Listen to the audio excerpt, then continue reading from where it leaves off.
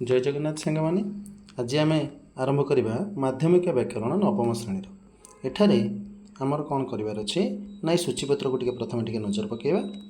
एठारे कौन अच्छे ना प्रथम आम पढ़ा शब्द गठन संधि समास उपसर्ग कृदंत तद्धित कारक और विभक्ति अनुच्छेद लिखन विज्ञापन लिखन सरकारी पत्र और दरखास्त यही सब विषय आम कौन करवा ना विभिन्न क्लास नहीं आसबि से सब आम आलोचना करवा परवर्ती समय। आज आम आरंभ करवा कौन ना शब्द गठन यहाँ को आम प्रथम आज आरंभ करवा। चलो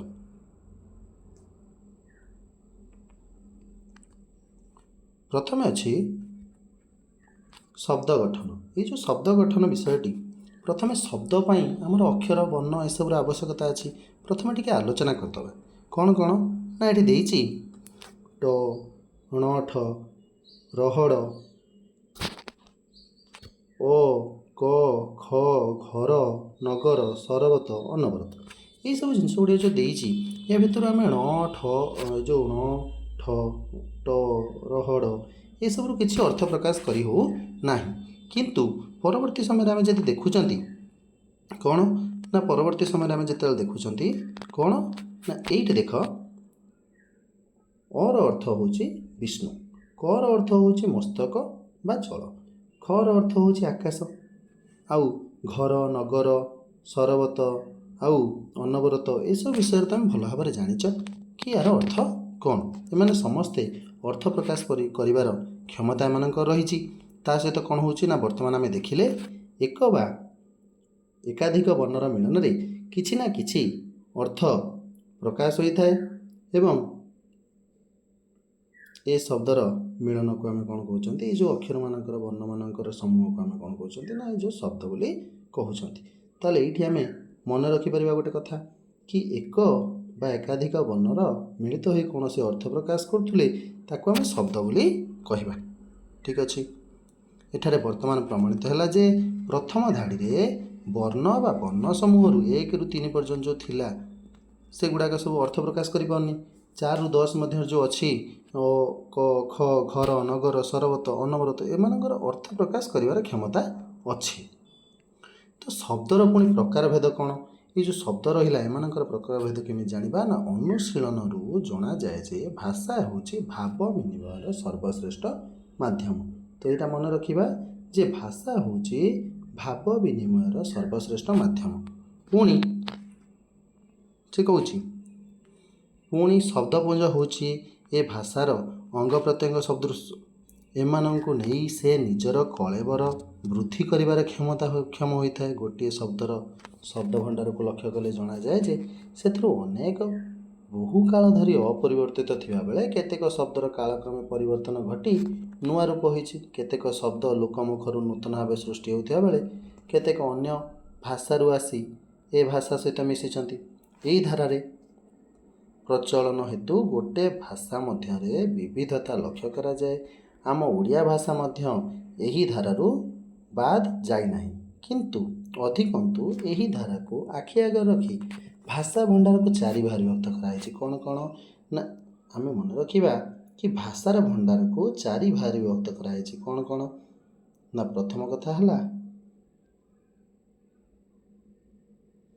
तत्सम तद्भव देशज आ गोटे है वैदेशिक। तो तत्सम शब्द पुणी कौन ये जो तत्सम रहा तत्समर अर्थ कौन ना तत्सम माने ये हूँ तत् आउ सम कौन तत् आउ सम तत् कौन ना तत्सम है तत्सम शब्दटी या तत्र अर्थ है ताहा सहित सम समान ताहा सहित समान अर्थ संस्कृत भाषा सहित समान।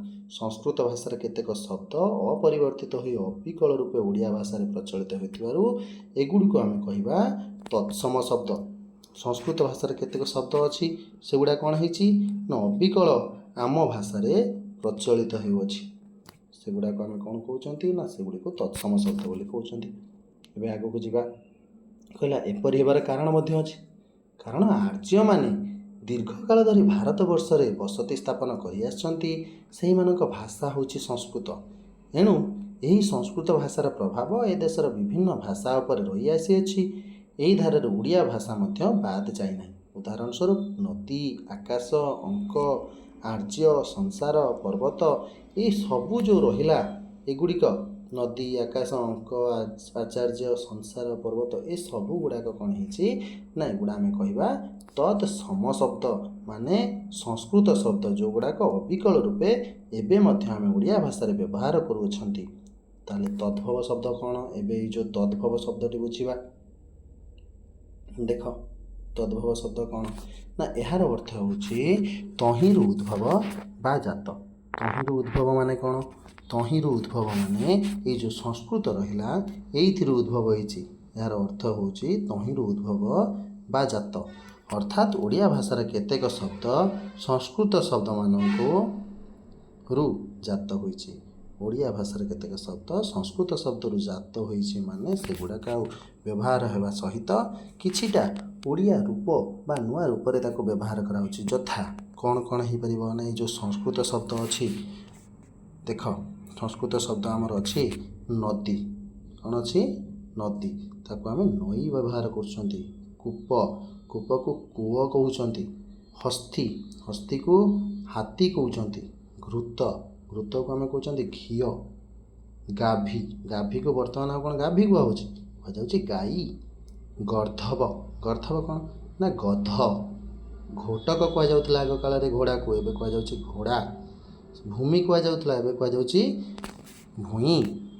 ତାପରେ ଦେଖିବା, ଏବେ ପଢ଼ିବା ଦେଶଜ ଶବ୍ଦ। ଦେଶଜ ଶବ୍ଦ କ'ଣ ନା ଓଡ଼ିଶାରେ ପ୍ରଚଳିତ ଦେଶଜ ଶବ୍ଦର ତ୍ରିବିଧ ସ୍ତର ଅଛି। ଓଡ଼ିଶାର ଯେଉଁ ଦେଶଜ ଶବ୍ଦ ବ୍ୟବହାର ହେଉଛି ସେସବୁର ତ୍ରିବିଧ ସ୍ତର ଅଛି। ମାନେ କ'ଣ ନା ତିନିଟା ସ୍ତର।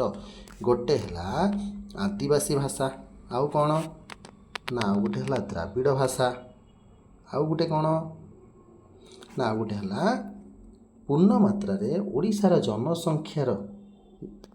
ଜନସାଧାରଣଙ୍କ ମୁଖରୁ ଉଦ୍ଭବ ଭାଷା। ତାକୁ କ'ଣ କୁହାଯାଏ ନା ତାକୁ କୁହାଯାଏ ଦ୍ରାବିଡ଼ ଶବ୍ଦ, ଆଦିବାସୀ ଶବ୍ଦ, ଓଡ଼ିଶାଙ୍କ ଜନମୁଖରୁ ଆସୁଥିବା ଶବ୍ଦ। କ'ଣ କ'ଣ ପଢ଼ିବା? ଗୋଟେ ଗୋଟେ ଉଦାହରଣ ନେଇଯିବା ସେମାନଙ୍କର। ନା ସେମାନଙ୍କ ଉଦାହରଣରେ ରହୁଛି, ଗୋଟେ ହେଲା ଅଡ଼ା, ଆରିସା, ଏଣ୍ଡୁରି, ଅଗାଡ଼ି ଏସବୁ। ଆଦିବାସୀ ଶବ୍ଦ କ'ଣ ନା ଅଟେଇ, ଅରମା, ଆଣ୍ଠୁ ଏସବୁ। ଓଡ଼ିଶାର ଜନସାଧାରଣଙ୍କ ମୁଖରୁ ସୃଷ୍ଟି ହେଉଛି ଢିଙ୍କି, ଛାଞ୍ଚୁଣି। ଢିଙ୍କି ଦେଖିଥିବ, ଢିଙ୍କିରେ ଆଗ କାଳରେ ଚାଉଳ କୁଟାଯାଏ, ଧାନ କୁଟିକି ଚାଉଳ ଅଣାଯାଏ, ଖୁଦ ଯାହାକୁ କୁହନ୍ତି। ଅଖାଡ଼ୁଆ, ଜଳନ୍ତା, ଠେକରା, ଝୁମୁକା, ହାକୁଟି ଏସବୁ ଜିନିଷ ବର୍ତ୍ତମାନ ବ୍ୟବହାରରେ ଆସୁଛି, ଜନସାଧାରଣଙ୍କ ମୁଖରୁ ବ୍ୟବହାର କରାଯାଉଛି, ଯେଉଁଟାକି ଦେଶଜ ଶବ୍ଦ କୁହାଯାଉଛି, ମାନେ ଏଇ ଅଞ୍ଚଳର ଶବ୍ଦ। ଏବେ ପଢ଼ିବା ବୈଦେଶିକ ଶବ୍ଦ କ'ଣ? ବୈଦେଶିକ ହେଲା କ'ଣ?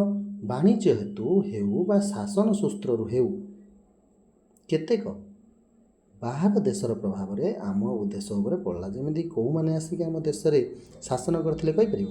ସେମାନେ ହେଲେ କ'ଣ ନା ସେମାନେ ହେଉଛନ୍ତି ପର୍ତ୍ତୁଗୀଜ, ଜାବନିକ, ଆଉ ପାର୍ସିକ, ତୁର୍କୀ, ଇଂରେଜ। ଏଇମାନେ ସବୁ ଆସିଥିଲେ ଶାସନ କରିବାକୁ। ତ ସେ ସମୟରେ କ'ଣ ହେଲା ନା ସେହି ପ୍ରଭାବରେ ଆମ ଦେଶରେ କ'ଣ ହେଲା ନା କେତେକ ବିଦେଶୀ ଭାଷା ଆସିକି ଆମ ଦେଶରେ ହକ ଜମାଇ ନେଲା, ଲୋକ ମୁଖରେ ପ୍ରକାଶ ପାଇଲା। ସେ ସବୁକୁ ଆମେ କହିବା ବୈଦେଶିକ ଭାଷା। କ'ଣ କହିବା ସେଗୁଡ଼ିକୁ ନା ବୈଦେଶିକ ଭାଷା ବୋଲି କହିବା। ସେଗୁଡ଼ାକ ଭିତରେ ବହୁତ ସାରା ଅଛି, ଆମେ ଏଇ ସାଙ୍ଗେ ପଢ଼ିବା। ଗୋଟେ ହେଲା କ'ଣ ପର୍ତ୍ତୁଗୀଜ ମାନଙ୍କର କୁହାଗଲା ଗିର୍ଜା, ପାଦ୍ରୀ, ଏଗୁଡ଼ା ସବୁ ବ୍ୟବହାର ହେଉଛି। ଜାବନିକ ମାନଙ୍କର ଅକଲ, ଅଦାଲତ, ଆଇନା, ଇସ୍ତଫା, ଓକିଲ। ଓକିଲଟା ଓଡ଼ିଆ ଶବ୍ଦ ନୁହେଁ, ଜାବନିକ ଶବ୍ଦ। ନଗଦ, ତହସିଲଦାର, ମୁଦାଲା, ମୁନିବ ଏସବୁ ବ୍ୟବହାର ହେଉଅଛି।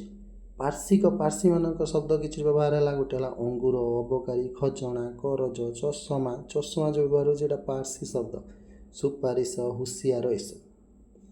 ତୁର୍କୀମାନେ ମଧ୍ୟ ବହୁତ ସାରା ଶବ୍ଦ ଆଣିଥିଲେ ଯେଉଁଟାକି ବ୍ୟବହାରରେ ଆସୁଛି। ଗୋଟେ ହେଲା କଇଁଚି, କୁଲି, ଗାଲିଚା, ବନ୍ଧୁକ, ବାରୁଦ, ତୋପ, ଚପାତି ଇତ୍ୟାଦି।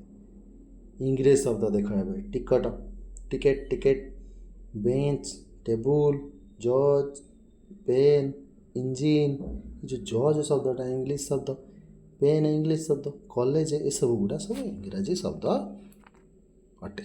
ଏବେ ଶବ୍ଦ ରୂପ କ'ଣ ବୁଝିବା, ସେଇଟା ଆମେ ପରବର୍ତ୍ତୀ ଅଧ୍ୟାୟରେ ଆମେ ଶବ୍ଦ ରୂପ କ'ଣ ବୁଝିବା। ଠିକ୍ ଅଛି, ଆଜି ପାଇଁ ଏତିକି ଥାଉ। ରହୁଛି, ଧନ୍ୟବାଦ। ପୁଣି ଦେଖା ହେବା ଆଉ ଗୋଟେ ଭିଡ଼ିଓ ସହ।